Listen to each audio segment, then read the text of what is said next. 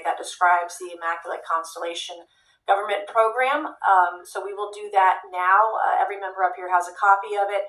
The first section talks about the unacknowledged special access program called Immaculate Constellation, and the second section about USG imagery intelligence. And Representative Luna just told me if I say Immaculate Constellation, I'll be on some list, maybe a FISA warrant. So come at me, bro, I guess. But without objection, entered in the record. All right, so next we will introduce our witnesses for today's hearing. Thank you so much for being here. Our first witness is retired Rear Admiral Tim Gallaudet. I'm sorry, we need to start something to defund all these people. Our second witness is Mr. Lou Elizondo, a former Department of Defense official and author of a recent bestseller book about UAPs. Our third witness is Mr. Michael Schellenberger, founder of the newsletter Public, and author of a recent journalistic piece about special access programs, including one widely identified as Immaculate Constellation. I swear the staff wants me on a list. Okay, and our last witness today is Mr. Michael Gold, a former NASA official who is also a member of the NASA UAP Independent Study Team. Welcome, everyone. We are pleased to have you today. Pursuant to Committee Rule 9G, the witnesses will please stand and raise your right hands. This is where it gets real. Do you solemnly swear to affirm that the testimony that you are about to give is the truth, the whole truth, and nothing but the truth, so help you God? Let the record show that the witnesses all answered in the affirmative. We appreciate all of you being here today and look forward to your testimony. Let me remind the witnesses that we have read your written statements and they will appear in full in the hearing record. You guys may be seated. Please limit your oral statements to 5 minutes. As a reminder, please press the button in front of you so the microphone is turned on so that everyone in the room, members included, can hear you. When you begin to speak, the light in front of you will turn green. After 4 minutes, the light will turn yellow. When the red light comes on, your 5 minutes has expired, and we would ask that you please wrap it up. So I will first recognize Rear Admiral Gallaudet to please begin your opening remarks. Thank you, Chairwoman Mace, Chairman Grothman, Ranking Members Connolly and Garcia, and members of the committee. Thank you for this opportunity to testify today regarding unidentified anomalous phenomena, or UAP. Confirmation that UAPs are real came to me in January of 2015 when I was serving as the commander of the Navy Meteorology and Oceanography Command. At the time, my personnel were participating in a pre-deployment naval exercise off the U.S. East Coast. It included the USS Theodore Roosevelt Carrier Strike Group. And this 2015 when I was serving as the commander of the Navy Meteorology and Oceanography Command. At the time, my personnel were participating in a pre-deployment naval exercise off the U.S. East Coast. It included the USS Theodore Roosevelt Carrier Strike Group. And this exercise was overseen by the United States Fleet Forces Command, led by a 4-star admiral who at the time was also my superior officer. During this exercise, I received an email on the Navy's secure network from the operations officer of U.S. Fleet Forces Command. The email is addressed to all the subordinate commanders, and the subject line read in all capital letters, "Urgent Safety of Flight Issue." The text of the email was brief but alarming, with words to the effect, "If any of you know what these are, tell me ASAP. We are having multiple near mid-air collisions, and if we do not resolve this soon, we are going to have to shut down the exercise." Attached to the email is what is now known as the Go Fast video, captured on the forward-looking infrared sensor of one of the Navy F-A-18 aircraft participating in the exercise. The now declassified video showed an unidentified object exhibiting flight and structural characteristics unlike anything in our arsenal. The implication of the email was clear. The author was asking whether any of the recipients were aware of classified technology demonstrations that could explain these objects. Because the DoD policy is to rigorously deconflict such demonstrations with live exercises, I was confident this was not the case. The very next day, that email disappeared from my account and those of the other recipients, without explanation. Moreover, the commander of Fleet Forces Command and the operations officer never discussed the subject, even during weekly meetings specifically designed to address issues affecting exercises like the one in which the Theodore Roosevelt Strike Group was participating. This lack of follow-up was very concerning to me. As the Navy's chief meteorologist at the time, I was responsible for reducing safety of flight risks. Yet it appeared to me that no one at the flag officer level was addressing the safety risk posed by UAPs. Instead, pilots were left to mitigate these threats on their own without guidance or support. I concluded that the UAP information must have been classified within a special access program managed by an intelligence agency. That is, a compartmented program that even senior officials, including myself, were not read into. Last year's UAP hearing before this oversight committee confirmed that UAP-related information is being withheld from senior officials and members of Congress. And just this week I learned from former DoD official Chris Mellon that satellite imagery of UAP from a few years ago still has not been shared with Congress. Equally concerning, last year's UAP hearing also revealed that elements of the government are engaged in a disinformation campaign to include personal attacks designed to discredit UAP whistleblowers. Having never signed a non-disclosure agreement regarding UAPs, and now as a private citizen, I've become an advocate for greater UAP transparency from the government. The continued overclassification surrounding UAPs has not only hindered our ability to effectively address these phenomena, but has also eroded trust in our institutions.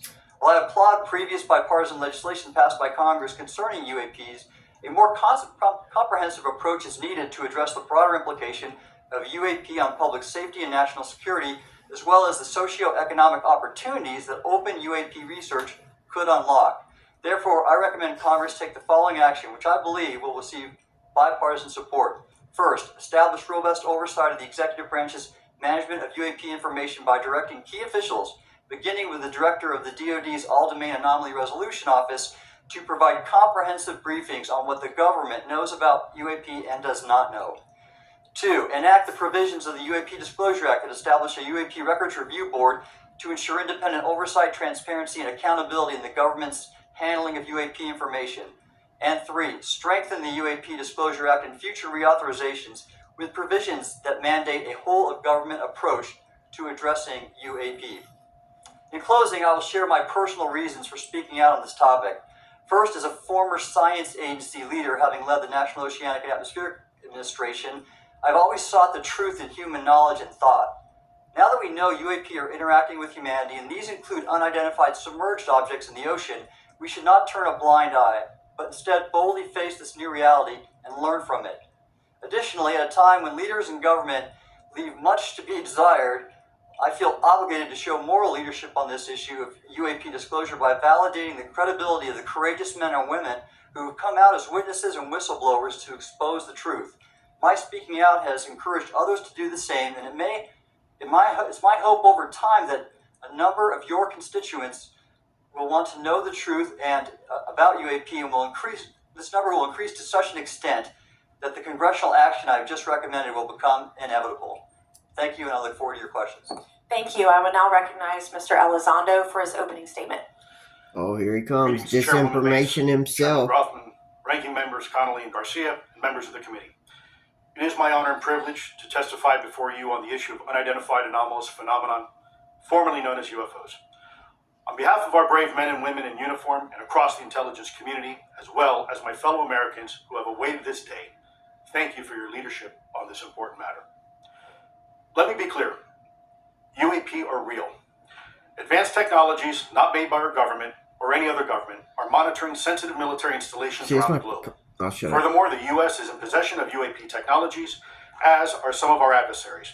I believe we are in the midst of a multi-decade secretive arms race, one funded by misallocated taxpayer dollars and hidden from our elected representatives and oversight bodies.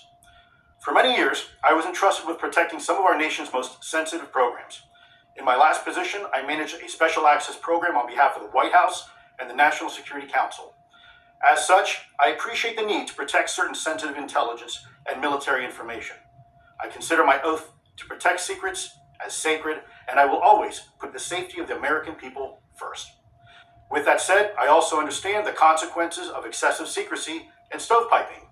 Nowhere was this more apparent than in the aftermath of 9/11, which many of us remember all too well. I believe that America's greatness depends on 3 elements. A watchful Congress, B, a responsive executive branch, and C, an informed public. Over the last decade and a half, I learned that certain UAP programs were and are operating without any of these elements. Although much of my government work on the UAP subject still remains classified, Excessive secrecy has led to grave misdeeds against loyal civil servants, military personnel, and the public, all to hide the fact that we are not alone in the cosmos. A small cadre within our own government involved in the UAP topic has created a culture of suppression and intimidation that I've personally been victim to, along with many of my former colleagues. This includes unwarranted criminal investigations, harassment, and efforts to destroy.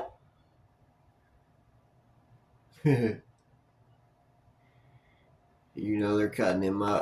Employs a professional psychological operations officer as the singular point of contact for any UAP-related inquiries from citizens and the media. This is unacceptable. Many of my former colleagues and I have provided classified testimony to both the Department of Defense and the Intelligence Community Inspector General, and many of us have subsequently been targeted by this cabal with threats to our careers, our security clearances, and even our lives. This is not hyperbole, but a genuine fact, and this is wrong. To fix these problems, I propose 3 principal actions. First, Congress and the President should create a single point of contact responsible for a whole-of-government approach to the UAP issue. Currently, the White House, CIA, NASA, the Pentagon, Department of Energy, and others play a role, but no one seems to be in charge, leading to unchecked power. Why does and the corruption. Department of Energy play a Second, role we in need it? a national UAP strategy that will promote Unless they're transparency and help stealing restore the American public's trust at a time when the public's the trust technology, is at an all-time low. running that This shit for strategy should free include and a charging whole-of-government us. approach, including the academic and scientific communities, the private sector, and our international partners and allies. Third, Congress should create a protected environment so whistleblowers desperate to do the right thing can come forward without fear. As it currently stands, these whistleblowers suffer because of stigma, a code of silence, and concerns about retaliation. These whistleblowers should be encouraged to come forward in ways that protect them against any forms of retaliation. Policies and procedures should ensure that protection, and for those who refuse to cooperate, it is up to the members of this committee and other lawmakers to wield their subpoena power against hostile witnesses and prevent additional government funding to those UAP efforts that remain hidden from congressional oversight. In closing, we as Americans have never been afraid of a challenge. In fact, we thrive on them. Whether it's eradicating polio or going to the moon, we don't run from a challenge, we take it head on. To the incoming administration and Congress, I say to you, we need immediate public transparency, and this hearing is an important step on that journey. If we approach the UAP topic in the same way as we, as Americans, have met other challenges, we can restore our faith in our government institutions. Together, we can usher in a new era of accountable government and scientific discovery. I believe that we as Americans can handle the truth, and I also believe the world deserves the truth. Thank you, esteemed members of Congress, for your time today. It is profoundly appreciated by many. Did you see all them motherfuckers run from that UFO in New York they thought was above them? Colorado to be waived onto the Wait till they tell us, or wait till we all see for the one. purpose of asking questions without objection, so ordered. I would now like to recognize Mr. Schellenberger for his introductory remarks. Chairwoman Mace, Chairman Grothman, Ranking Member Connolly, Ranking Member Garcia, members of the subcommittees, thank you for inviting my testimony. One of Congress's most important responsibilities is oversight of the executive branch in general and the military and intelligence community in particular. Unfortunately, there is a growing body of evidence that the U.S. government is not being transparent about what it knows about unidentified anomalous phenomena, and that elements within the military and the IC are in violation of their constitutional duty to notify Congress of their operations. President-elect Donald Trump and former President Barack Obama have both said that the government has information about UAPs that it has not released. There are other explanations for UAPs than that they represent a new form of life or non-human life. Current dominant alternative theories, including those put forward by AARO, are that UAPs are some kind of natural phenomena we don't yet understand, like ball lightning or plasma. They could also be part of some new U.S. or foreign government weapons programs, such as drones, aircraft, balloons, CGI, hoaxes, or birds. Whatever UAPs are, Congress must be informed, as must the people of the United States. We have a right to know what UAPs are, no matter what they are. However, we now have existing and former U.S. government officials who have told Congress that AARO and the Pentagon have broken the law by not revealing a significant body of information about UAPs, including military intelligence databases that have evidence of their existence as physical craft. One of those individuals is a current or former U.S. government official acting as a UAP whistleblower. This person has written a report. This is the report that says the executive branch has been managing UAP NHI issues without congressional knowledge, oversight, or authorization for some time, quite possibly decades. Furthermore, these individuals have revealed the name of an active and highly secretive DoD unacknowledged special access program, or USAP.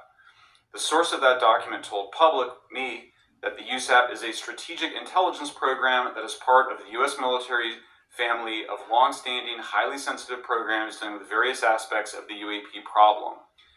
The new UAP whistleblower claims that the U.S. military and IC database includes videos and images taken using infrared, forward-looking infrared, full-motion video, and still photography. The report that was just shared with Congress says Immaculate Constellation serves as a central or parent USAP that consolidates observations of UAPs by both tasked and untasked collection platforms. Immaculate Constellation includes high-quality imagery intelligence and measurement and signature intelligence of UAPs, the whistleblower's report adds. The sources of this intelligence are a blend of directed and incidental collection capabilities, positioned in low Earth orbit, the upper atmosphere, as well as military and civilian aviation altitudes and maritime environments. The report to Congress details in detail various UAPs, including spheres, orbs, disks, saucers, ovals, triangles, boomerang, arrowhead, and irregular organic. The report describes various incidents found in the human intelligence databases. One involved orbs surrounding and forcing an F-22 out of its patrol area. In another incident, the crew of a Navy aircraft carrier watched a small orange-red sphere rapidly descend from a high altitude of 100 to 200 yards directly above the flight deck of the CVN, or aircraft carrier. And since my reporting on this Immaculate Constellation last month, another source came forward who told me that they saw a roughly 13-minute long, high-definition, full-color video of a white orb UAP coming out of the ocean approximately 20 miles off the coast of Kuwait. It was filmed from a helicopter. Then halfway through the video, the person said the orb is joined by another orb that briefly comes into the frame from the left before rapidly moving again out of the frame. The person discovered the video on SIPR, the Secure Internet Protocol Router Network, which the DoD uses to transmit classified information. A leading UAP researcher who utilizes the Freedom of Information Act to find out what the government knows, John Greenwald, told me last year that the U.S. government had been increasingly denying his requests for UAP information. He has been doing FOIA requests for 27 years and has an archive of 3 million pages. The government has for decades denied any interest in UFOs, he told me, but the documents that he has assembled show that behind the scenes, it was a completely different story. Contrary to the hopes of many advocates of transparency, the government has been restricting more information since the leak of 3 UAP videos in 2017. The DoD organization AARO has been labeling many documents with a B7 exemption, which Greenwald says does not make any sense. They're stating that anything AARO does is involved in law enforcement investigation, which allows AARO to not release it. Greenwald says that the DoD has denied the existence of a UAP and ATIP-related records on multiple occasions, only to acknowledge them after an appeal was filed. He added that the Naval Air Systems Command in March 2022 stated they found no additional UAP videos. It seems strange that they had 3, and only those 3, but other requests had been filed by the Black Vault, that's John Greenwald's group, to seek out more places UAPs might be hiding. Then, in September 2022, the Navy admitted that the UAP-related videos and photographs existed, but denied the request in full for their release, saying that the requested videos contain sensitive information that are classified and exempt from disclosure. The DoD will deny things on a Monday and then admit to it on a Friday, said Greenwald. He said the government can and does release videos that protect secret methods of capturing it. They fall back on the sensitive platform excuse a lot, he said. However, the on-screen information can be blurred and scrubbed. The metadata can be removed. I'll show you this example here. This is a presentation from the UATP task force. This is completely absurd. It's nuts, this level of censorship, of redaction on a document. It shows the redaction of how many reports they've collected, for how many years. 2 of the 3 potential explanations are blacked out. The Pentagon, the intelligence community is treating us like children. It's time for us to know the truth about this. I think that we can handle it. Thank you very much. Thank you. I would now like to recognize Mr. Gold for 5 minutes. Thank you, Chairwoman Mace, Chairman Rothman, Ranking Members Connolly and Garcia, Representative Moskowitz, and distinguished members of both subcommittees. I'm grateful to all of you, as well as your intrepid staff, for the opportunity to testify, and would like to begin by discussing courage. Courage is what it takes to tackle this topic, and courage in the face of adversity is what I see in front of me, beside me, and behind me. Per my introduction, I am currently the Chief Growth Officer at Redwire Space and have had several leadership positions at NASA. That being said, I want to be clear that I am speaking exclusively on my own behalf and not for Redwire, NASA, or any other organization. However, I am here today to speak out for science. Science requires data, which should be collected without bias or prejudice. Yet, whenever the topic of UAP arises, those who wish to explore the phenomena are often confronted with resistance and ridicule. For example, members of the NASA UAP Independent Study Team, particularly those in academia, were mocked and even threatened for simply having the temerity to engage in the study of UAP. Our best tool for unlocking the mystery of UAP is science, but we cannot conduct a proper inquiry if the stigma is so overwhelming that just daring to be part of a NASA research team elicits such a vitriolic response. Therefore, one of the most important actions that can be taken relative to exposing the truth of UAP is to combat the stigma, and this is where I believe that NASA can be eminently helpful. The NASA brand is synonymous with hope, optimism, and credibility.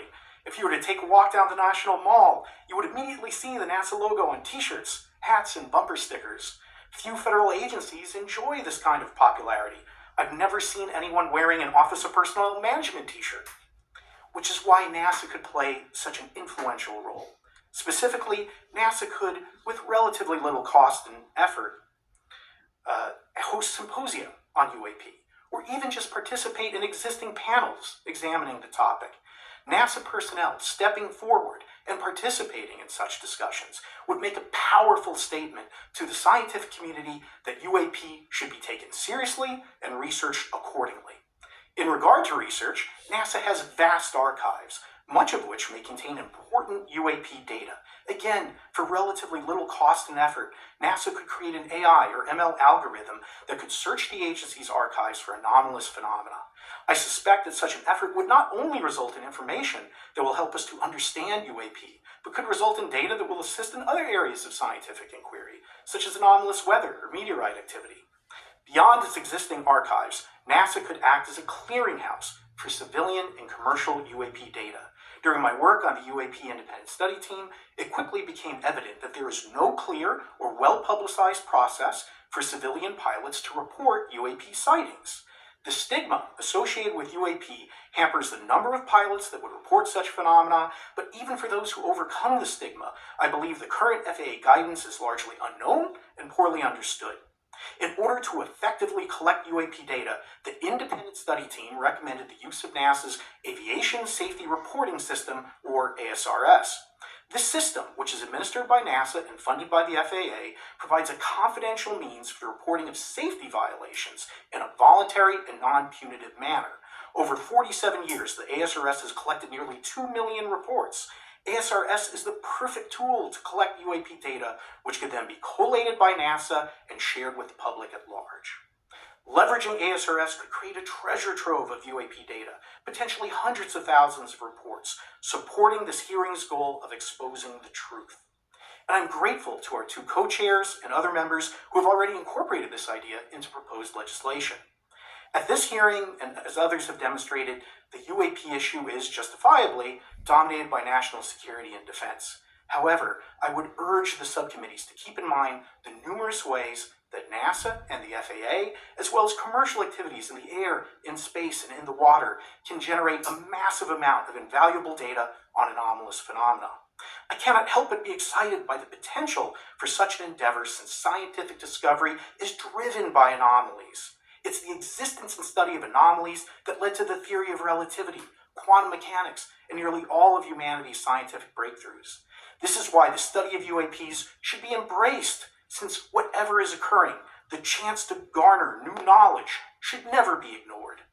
We must be thorough in collecting information, fearless in making conclusions, and open to following the data, no matter how mundane or extraordinary the results may be. I began this testimony by praising the Joint Subcommittee members for their courage. and I will end by echoing that sentiment. As the saying goes, the truth is out there. We just need to be bold enough and brave enough to face it. Thank you. Thank you. Thank you all. I will now recognize myself for 5 minutes of questioning. I have a lot of questions and I have a lot of witnesses. So I would just ask if it's yes or no to please just tell me yes or no. If it requires more than that, be very succinct because I would like to go down the line and ask as many questions as possible. So for the Admiral this morning first, former DoD official Chris Mellon reached out to you about satellite imagery from 2017 that depicts a UAP. What were the dates in 2017 when this occurred? I can't share with you the details, ma'am, but I can do it in a closed setting, and I can also tell you the agency that wrote a report on it. Okay, so who has the imagery? I can tell you that in a closed setting. Can you describe what was depicted in the satellite imagery? Just a description. It was a UAP, ma'am. That's it? No other description? The term that the analysts use, they call it the button. It was a disc-shaped object. Okay, where was it? I can't tell you that, ma'am. Okay. All right. Okay, Mr.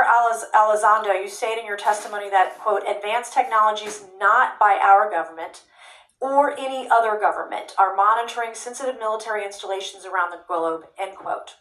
If these technologies are not made by any government, who's making them? Private companies, or are you implying they are crafted by a non-human intelligence? Well, ma'am, that's precisely why we're here. The problem is that, temporally speaking, over decades, not just the last 10 years, to put this in perspective, Are these private companies you're implying, or is this non-human intelligence? it may be both. Okay. When it comes to Blue Force Technologies, I would not be able to discuss. Okay. Are you read into secret UAP crash retrieval programs? We would have to have a conversation in a closed session, ma'am. I signed documentation 3 years ago that restricts my ability to discuss specifically crash retrievals. I submitted for my book through the DOPSR process, which took a year for it to be reviewed. And what is in the book is what I was told I'm allowed to talk about. Has the government conducted secret UAP crash retrieval programs, yes or no? Yes, Okay, were they designed to identify and reverse engineer alien craft, yes or no? yes. Does the U.S. government have any reverse, okay, we already said that question about retrieval programs. Do any U.S. contractors have the same? I would prefer to address it in a closed session, ma'am. Okay. In your book, you mentioned government employees who've been injured by UAPs placed on leave and receiving government compensation for their injuries. Is that correct? That is correct. How can the government deny we have recovered craft if they're paying people because they've been injured by recovered craft? Ma'am, that's a great question. That's why I think we're here again, because I've seen the documentation by the U.S. government for several of these individuals who have sustained injuries as a result of a UAP incident. Crazy idea, right? The hypocrisy and the logic. Okay, Mr. Schellenberger, I'm going to say it again to be very clear. Immaculate Constellation. What's its mission and how are they funded? Its mission is to, as I stated, its mission is to, it's an unacknowledged special access program. Its mission is to document UAPs. Okay, and do you, for your story and your report, do you have more than one credible source? I do. Sourcing, okay. I do. And then why do you believe your sources to be credible? How do you judge the veracity of the documentation you've been provided about this program? I checked the sources, and they are who they say they are. They are current or former government officials. I want to also add that I did not specify that they were Defense Department employees. I didn't specify the agency nor the gender. Would they have included non-government employees, people that aren't employed by the government? I'm comfortable saying that these are government or previously government employees. Any of them currently employed by a private contractor or private contractors? I'd rather not say. Okay. What's the key takeaway? They Just are a few scared seconds of the- about see? the Immaculate Constellation document you It's provided them us fucking today. companies, I that think that money, what the them American people need families. to know is that the U.S. military intelligence Motherfuckers. community are sitting on a huge amount of We go after the visual wrong and other people. information, still photos, video photos, other sensor. We gotta quit letting these information, and they have for a motherfuckers very hide. long time, and it's not those fuzzy photos and videos that we've been given. There's very clear, High res. high resolution. How many visuals, graphics, videos, photos? I mean, I've been told hundreds, maybe thousands. I mean, I also wanted to say, because there was some concern around the revealing of these materials revealing the source collections, but some of these are shot from helicopters using normal videos of oceans. I just think that's absurd that somehow you're going to be revealing some secret U.S. technology by revealing that you've photographed orbs off the coast of Kuwait. Okay, thank you. I have 8 seconds. Mr. Gold, did the NASA independent study team get briefed on what you call OSAP? Very quickly. I flagged the Advanced Aerospace Weapons System Investigation Program to our chair and our DFO. We did not get briefed, but I believe it is definitely worth looking into. That was probably the largest UAP review effort ever, and I think it produced a lot of interesting data, including revealing Nimitz. I don't know if my fellow witness Lou might want to, he did yeoman's work on it, might want to comment. Okay. All right, I'm going to turn to Mr. Moskowitz, who will be recognized for 5 minutes of questioning. Thank you, Madam Chairwoman. So, Mr. Gold, you gave a whole diatribe for a couple of minutes about UAPs, science, data collection, stigma. A lot of non-believers in all of this would just ask a very simple question. Why? Why is it so hard? Right? Like, why are people, anytime they ask, why are they always thwarted? Why are they always judged? Why is they always have misinformation spread? Why is there always retribution? Why is it always met with an ear? What's the why? If it doesn't exist, why is it such a problem? I think if you go through the history of science, Representative, it is always difficult for breakthroughs and new information, regardless of whether it's UAP or any other kind of discovery. And in science, we're supposed to be open, but when you break with the orthodoxy of what's believed, whether it's Galileo saying that the Earth doesn't rotate, or the Earth rotates around the Sun, or the Sun doesn't rotate around the Earth, it's always challenging for new beliefs. And the more extraordinary those discoveries, and the more extraordinary those new beliefs, it's very difficult. He's got some heavy prison I think ink. this is natural. There's natural conservatism that when it comes to science, but this issue in particular has been very difficult, where, again, even to attempt to study it becomes problematic. Really? But every hearing like this, every news report, every video, documentaries. I was privileged to be part of something Dan Fair is putting together. I think many of us have interviewed for it, documentary over 30 different government officials. Every brick in the wall will help get us closer to getting to the truth. I appreciate that. Mr. Elizondo, did I have that correct? Sure. I'm a recovering lawyer, so I want to put my hat on for a second. You said you signed a document. That's pretty Love smooth, that. huh? I wonder where he pulled Who that gave that phone to you? out of. The U.S. government, sir. Okay, you have a copy of it? It is stored in a SCIF right now. I do not have possession of it. The U.S. government does. What department of the U.S. government gave you this document? I will say the Department of Defense. Unfortunately, I can't say in this forum much more than that. You specifically said the document said you can't talk about crash retrieval. Well, you can't talk about Fight Club if there's no Fight Club. Correct. Okay, I'm just making an observation. Yes, sir. So, that document that you signed, that you said exists, specifically said you can't talk about crash retrieval. Correct, sir. It was a limitation on because already I'd been speaking publicly about the topic, and so the document said you can continue saying X, Y, Z, but you cannot discuss the topic. When you give me the atmosphere of signing this document. You're in a room by yourself? I'm in a SCIF with a security officer, sir. Just one-on-one? Anybody else? There may have been an assistant as well. It was in a SCIF within a Department of Defense facility. Give me your background real quick. My background is I went to school to study microbiology and immunology, entered into the U.S. Army, and after a very short stint in military intelligence, I became a counterintelligence special agent. As a civilian, later on I became a special agent in charge. And running now I investigations am in counterterrorism and counterespionage, primarily say. with some experience in counterinsurgency and counter-narcotics. a disinformation And then agent. in the 2009 timeframe, when I came back to the Pentagon after a tour with the Director of National Intelligence, Power-hungry I motherfuckers still quickly want to became control part the of a narrative. program that was Even originally if they're called gonna OSAP, lose. that evolved into the program now called ATIP, which is where those videos that we now see, the Go Fast, the Gimbal, the FLIR, that was part I of our don't like effort, it. sir. Right, so you're not some conspiracy theorist. You actually have a legitimate background. Well, sir, I'm certainly not a conspiracy theorist. I'm fact-based, just a fact. So when you're in this room, I want to paint the picture for everybody. You're in this room, you're by yourself, you're in a SCIF, you're handed a document. How long is the document?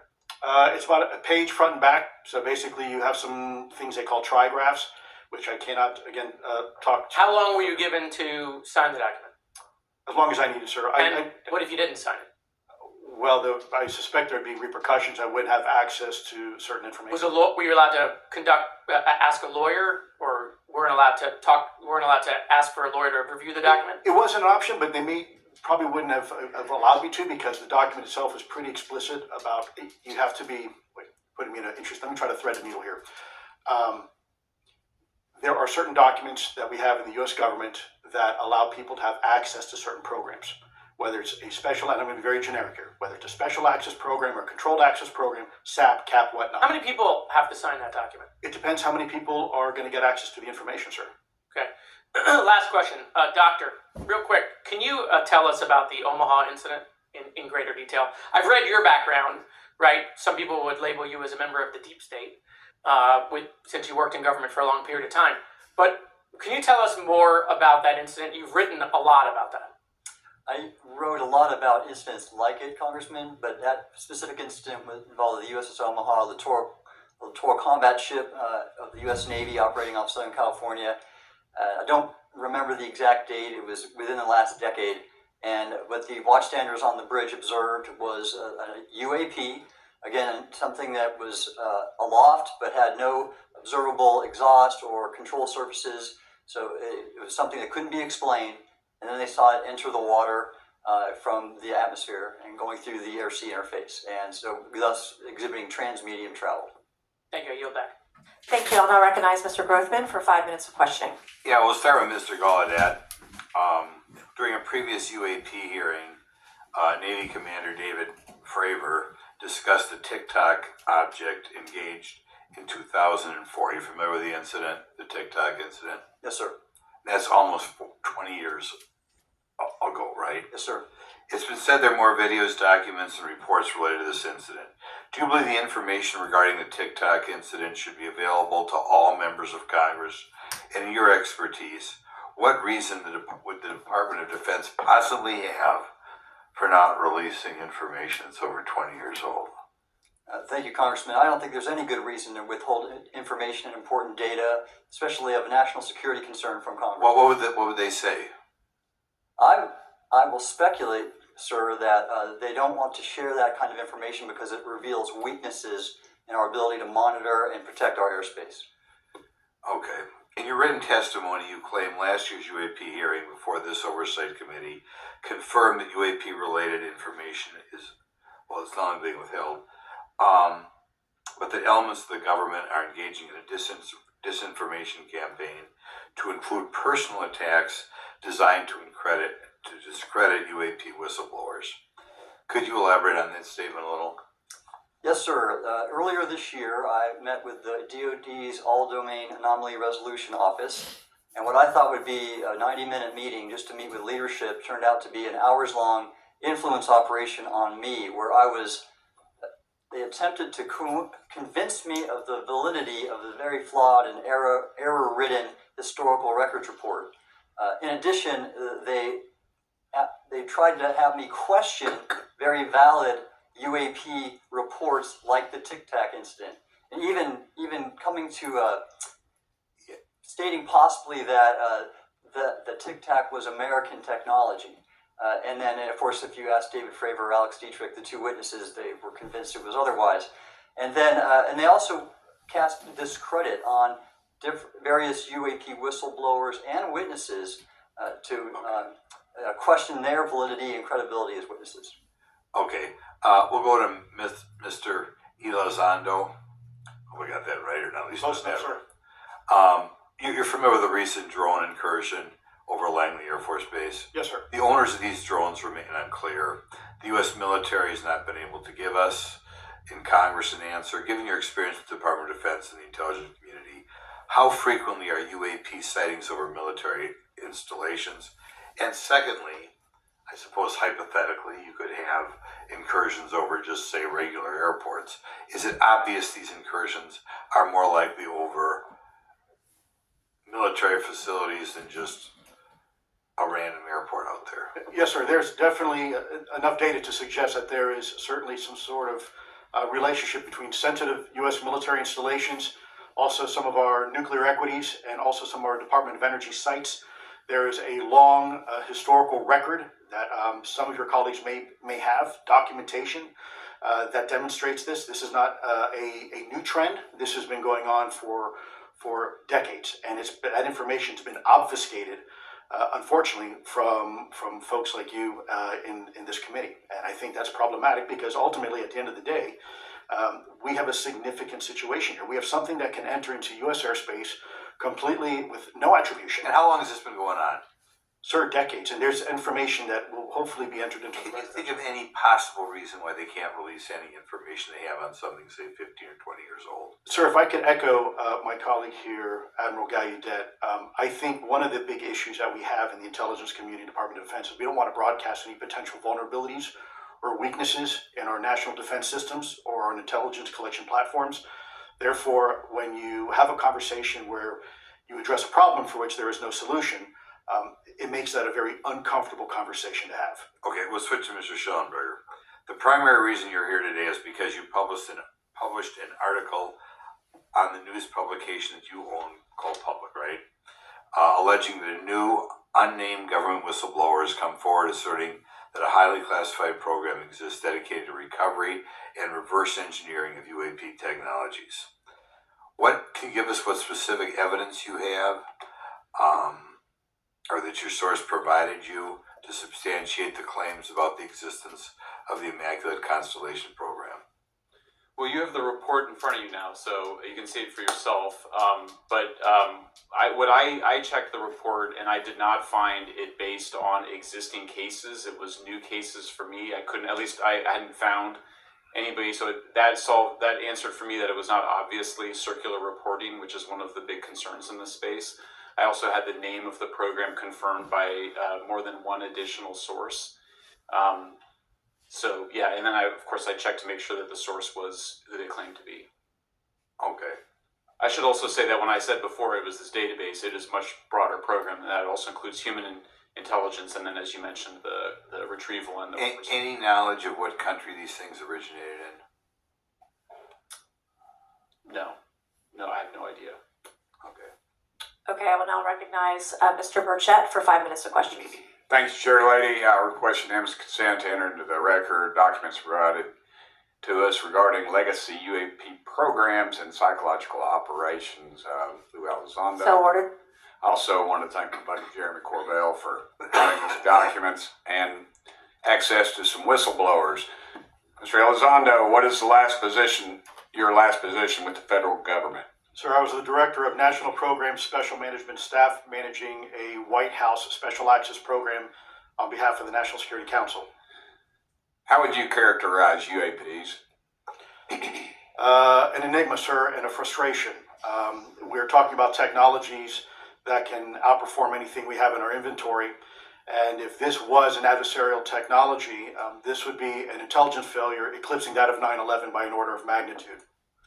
Are there classified Department of Defense materials related to UAPs that you believe could be safely disclosed to the public without compromising national security? Yes, sir, I do. I would never, ever try to endorse providing some sort of information that could compromise what we call a blue force technology or capability.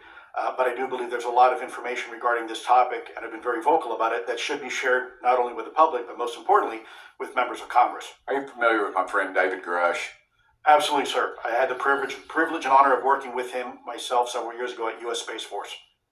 Last year, as you know, he testified that the U.S. has run a multi-decade UAP crash retrieval and reverse engineering program. Would you agree with that? Yes, sir. Are there Would UAP you agree programs with you're an operating asshole, without Mr. Birch? proper Give him congressional 10 seconds to oversight? answer a fucking 100%. question. What are they? Unfortunately, sir, I would have to have that conversation in a closed session. I know you said that, and a lot of people are frustrated with those kind of answers, but we're asking those kind of questions so you all know what the heck we're up against. You also mentioned in your opening statement that the Pentagon's Public Affairs Office employs a psychological operations officer as the singular point of contact for UAP-related inquiries. Why the heck would they do that? Sir, that's a great question. I would ask the Pentagon. There's a long history here of that individual providing misleading and false information to the public through various news outlets and media outlets in order to discredit this topic. I've personally been victim to it. We have the documentation to substantiate where this information has been absolutely inaccurate. that has been provided time and time again, and it turns out that that individual was also working with former leadership of Arrow at the time as well. And we punish them by giving them multi-million dollars more than they ask for every year. Admiral Gallaudet, you mentioned in your opening statement on an email you received from the operations officer of the Fleet Forces Command regarding unknown objects almost colliding with U.S. military planes. Did anyone respond with knowledge of what the objects were? I received no response, sir. Did the exercise get canceled? The exercise did not get canceled. Why do you think the commander of Fleet Forces operations officer never discussed the incident again? Sir, I'm speculating because I didn't have an exchange with him, but I believed it to be part of a special access program, the information and the video, which we have known now it was, and he realized he couldn't share that openly with the recipients of the email, and therefore the email was pulled from everybody's account. Again, tell us what happened to the email from the commander of Fleet Forces. The day after I received it, and all the other recipients received it, which were all the subordinate commanders of U.S. Fleet Forces, so 1- and 2-star admirals, including strike group commanders, the email was wiped or deleted from our accounts. Okay. And then no one talked about it. All right. Have you specifically had any experience with submersible objects? Sir, I've no personal experience, but I've had witnesses on submarines come to me and say they've seen on sonar data. Correct. Okay. Yeah, how would USOs. you characterize those, and how do they move? The one instance that was revealed to me was in the 80s on a nuclear-powered submarine, a ballistic missile submarine, that the object exhibited the characteristics of a Russian torpedo in terms of its speed of movement and closing rate with the submarine, and then it slowed and followed the submarine slowly in its wake for a period of minutes, and then rapidly exited the scene. And nothing that we know of, and technology-wise, could replicate that. And the speed of these objects was faster than anything that we have or anybody else has that would be manned. Is that correct? Yeah, it was on the order Underwater. of a torpedo. So Yes, sir. Yes, sir. But as it exited, Well, I don't exactly know how fast a torpedo is, but I expect it does better than my old outboard Scott Atwater, so I'll take that as a yes. Yes, Okay. sir. Have you experienced any experience with the All-Domain Anomaly Resolution Office, Arrow? Yes, Congressman, as I mentioned previously, I have met with them. Okay. You heard Mr. Elizondo describe psychological operations for those contacting the Department of Defense about UAPs. You mentioned a similar influence operation by Arrow. Why are federal agencies invested in running information operations about UAPs if they do not exist? Yes, sir. But I'll make a statement on Arrow's behalf. They have new leadership. The office has reached out to me to meet again, and I take that as a good faith effort, and we'll see where that goes. Thank you, Chair Lady. I've run over. Thank you. Thank you, Mr. Tennessee. I would now like to recognize Mr. Higgins. You're the king of Tennessee. Mr. Higgins, you're recognized for 5 minutes of questions. Thank you, Madam Chair.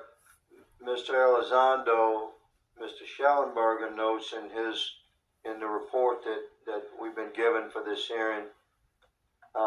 I believe, Mr. Schellenberger, let me shift you, the author of this report. I'm sorry, sir, I am not the author Mr. of Schellenberger, were you the author of this report? No, I was not. Name on it. No, Do you know the author? I do. You do. And how would you estimate that madam or gentleman, the author? The person is a current or former U.S. government employee. And it states here that this is the public version of the author's report. Yes. So where might one find the non-public version of the author's report? I don't know the answer to that. Would that be with the Department of Defense? I don't know.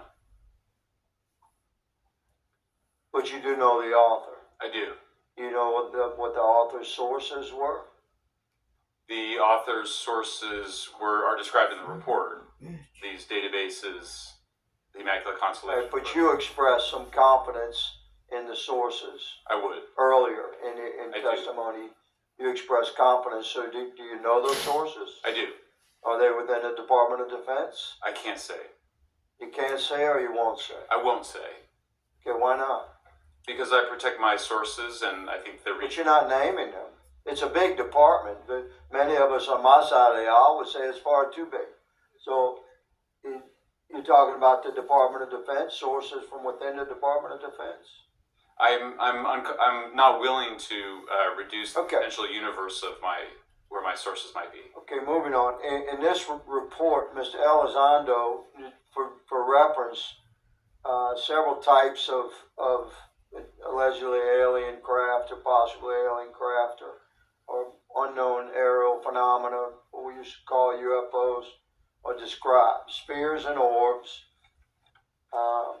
discs and saucers, oval or tic-tac, triangular shape, boomerang and arrowhead, and irregular or organic.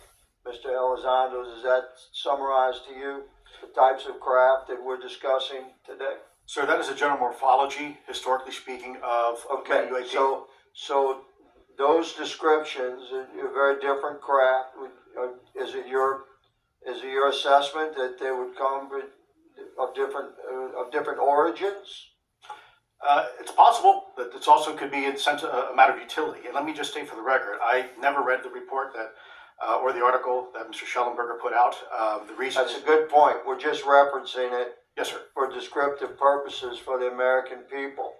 Mr. Schellenberger, in this report, it's striking to me that regarding the descriptions of experiences with these various craft, several of them include biological effects and several do not. Are you familiar with what I'm talking about? Yes. Okay, so spheres and orbs, triangular craft, and irregular or organic craft include some descriptions of biological effects, including feelings of unease, electronic device malfunctions, long-term psychological effects such as anxiety or insomnia have been noted, feeling of being watched, a shared awareness with the triangle craft, and under the irregular and organic craft, biological effects include physical sensations of warmth or cold and unexplained smells, psychological distress.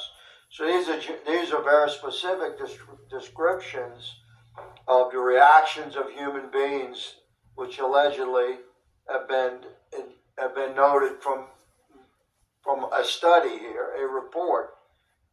All of those experiences would have been described by the sources that the author used. I'm not sure I understand. This is a very broad description of biological effects, and it's striking to me that they are present with relation to some types of craft, but Right. absent in others. This would require a great deal of research and study. Can you explain that? My understanding is that this is the database is very large. It includes both the images, the videos, the still images, as well as the human intelligence, the reports, the raw data from individuals having these experiences. So, in answer to your question, yeah, I think we're looking at a very large amount of data collected over many decades. And that data is held by the Department of Defense? Well, I will say that after I published, I was told that this program, that the USAP was actually managed by the Department of Defense, but held at the White House. Roger But that. that's a single source, and I don't have multiple sources to verify that. Thank you, sir. I did my best to trick an answer out of you, but I was partially successful. Madam Chair, I yield. Thank you. I now recognize Mr. Frost for 5 minutes of questions. Thank you, Madam Chair. In addition to serving on this committee, the Oversight Committee, I also serve on the Science, Space, and Technology Committee, where we often discuss how essential data and evidence are used in science and used at departments such as NASA.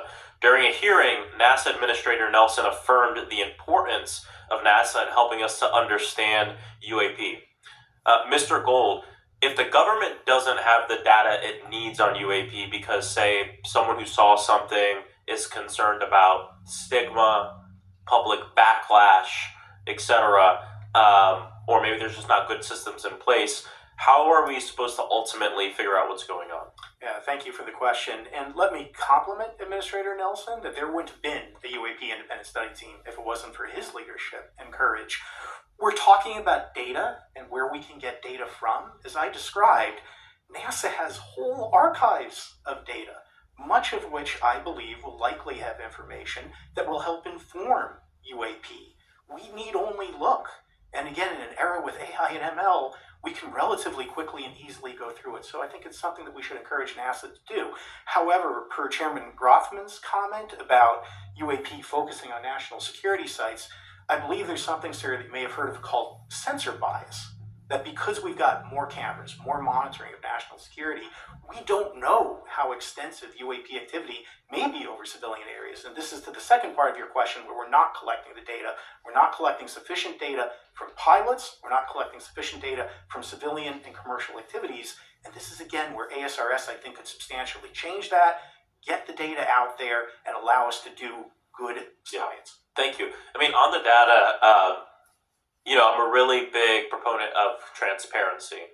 But obviously, there's always a little bit of balance that we have to have in government on transparency as well. I mean, last year, NASA appointed a director of UAP research in response to the recommendation by the independent study team. In the final report, there's a quote: "Despite numerous accounts and visuals, the absence of consistent, detailed, and curated observations means we do not presently have the body of data needed to make definite and scientific conclusions about UAP." Can you just talk really quickly about that balance of security and transparency? So I can say, having served at NASA, it is the most transparent organization I've ever been in. When we would have conversations of executive leadership, things would leak out almost instantly. So I can assure you, intentionally or not, NASA's very transparent. I don't know if many of you have worked with engineers or scientists. They love to talk. So I believe that NASA is a paradigm of transparency, but we must have the ability and the data to be able to be transparent with. And if we're not gathering that, we're not looking at it, then we can't bring NASA into the game and get to that good science. NASA's full of shit. It was about a year ago. I was touring a facility with a pretty senior government official. We went by a certain hangar, and they said, "Yeah, that's a company leases that out. We don't really know what's going on in there. We have no way of knowing what's going on in there." And there was a few of those, in fact, while we were driving around this facility. To what extent do you think that some of the UAP out there comes from off the books or unauthorized experimental aircraft? I mean, I think probably the vast majority of UAP are drones, experimental aircraft, weather conditions, which is again why I say if we review the data, I think we're going to discover a lot about things we weren't even thinking about. But there is a percentage that isn't. And looking into those anomalies is how discoveries will be made. And relative to science, Congressman, if I can say, when NASA studies black holes, when NASA studies galaxies, we have instruments that are tailored to do so. With UAP, we're using cockpit gun cameras or cell phones. We could never do good science with that. And let me tell you, the NASA budget is under pressure. We need to make sure that the Artemis program is funded fully. We need to beat China to the moon and maintain our presence in low Earth orbit. So NASA would need more money to do this, but I think tailored instruments that would look at UAP in the same way that we have tailored instruments to look at astronomical data is important to gathering valuable and uniform information. If we were studying black holes by using fighter cockpit cameras, we probably wouldn't know that much about black holes. 100%. Well, I think it's important that federal leaders take the necessary steps to ensure that UAP does not pose threats to the American public as well, and that we have the necessary budgets to collect this data so we can actually see what's going on. And I'm fully supportive of funding the Artemis mission. I think it's very important. Also, a personal note, the pilot is a frat brother of mine. He is a member of the Phi Beta Sigma Fraternity Incorporated, and so I would love to see my fraternity make it to the moon. Redwire is building the cameras for Artemis, so we will take some pictures of your frat brother and get them. There we go. Thank you so much. I yield back. Thank you. I will now recognize Ms. Luna for 5 minutes of questioning. Mr. Elizondo, to your knowledge, can you name the country and around time frame that the first back engineered UAP program started? Ma'am, unfortunately, I would not be able to have that conversation in public. Can anyone on the panel name that? I get so tired of hearing None that. of you? Okay. This next question is for Mr. Gallaudet. To your knowledge, have any USOs ever outpaced our submarines? Yes, ma'am. At what magnitude? I don't have the exact speed, but again, a witness came to me, a credible former submarine officer who observed it on sonar data, and this was in the 80s in the North Atlantic during a storm, and it outpaced his submarine by orders of magnitude. Are you aware of any hotspots that currently exist off our shores in North America? Not with sufficiently credible data, ma'am. Okay, we've heard reports of there potentially being hotspots, maybe entry and exit points. Have you heard of any of that?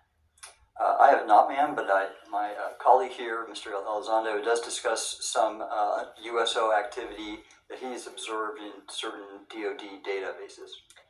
Mr. Elizondo, in regards to these aircraft being piloted by whatever they might be, non-human biologics, would you agree that it's likely that they are being piloted by some mind-body connection? Ma'am, I think it is safe to presume here that they are being intelligently controlled because some cases seem to anticipate our maneuvers, and in other cases they seem to. I came across an email where the word "stalked" was used in a very secure email between Navy officers discussing their ships being pursued by a UAP. In our previous panel, we had Grush, and he had testified to say that some of these were interdimensional beings. Can you speak on that at all? Ma'am, I'm not qualified, certainly as a scientist or otherwise, to speculate points of origin. I looked at everything from a scientific perspective. So if you look at, for example, instantaneous acceleration, which was one of the observables of the program that I belong to, ATIP, the human body can withstand about 9 G-forces for a short period of time before you suffer negative biological consequences, blackouts and ultimately redouts and even death. Comparison, our best technology, the F-16, which is one of this older platform, but one of our most highly maneuverable aircraft, manned aircraft, made by General Dynamics, can perform about 17 or 18 G-forces before you start having structural failure, meaning that the airframe begins to disintegrate while you're flying. The vehicles we're talking about are performing in excess of 1,000, 2,000, 3,000 Gs.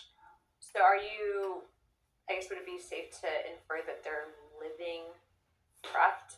I'm not prepared at this point to state for the record is something alive or not, because even that definition there was a time in science we thought that life required oxygen, and we now know that's not true. There are anaerobic bacteria that thrive in oxygen environments that lack oxygen.